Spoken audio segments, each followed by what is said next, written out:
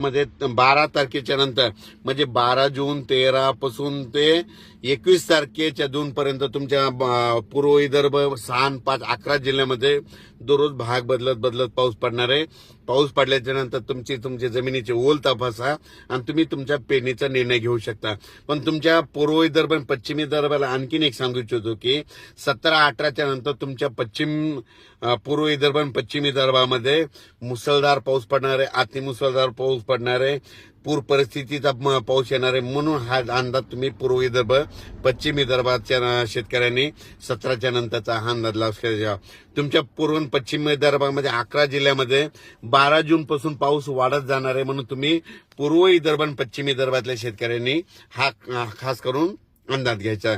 त्याच्यानंतर मुंबईकरांना देखील सांगू इच्छितो, तुमच्या देखील पाऊस 12 जून नंतर मुंबईकर म्हणजे मुंबई तिकडल्या भागात देखील पाऊस येणार आहे. म्हणून हा अंदाज लक्षात द्यायचा.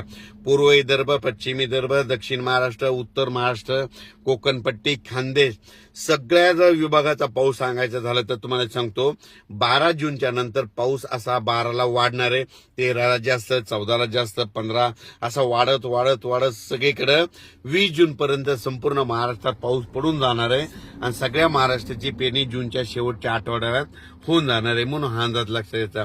अचानक वातावरणात बदल झाला तर लगेचच एक मेसेज दिला जाईल.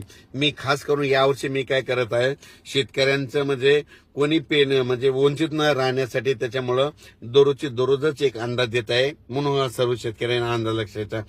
पण राज्यातल्या सर्व शेतकऱ्याला सांगू इच्छितो की तुम्ही पेरणी करत असताना तुमच्या जमिनीमध्ये जर ओल असले, जमिनीमध्ये ओल भरपूर आहे, ओल असली तर पेरणीचा निर्णय घ्यायचा.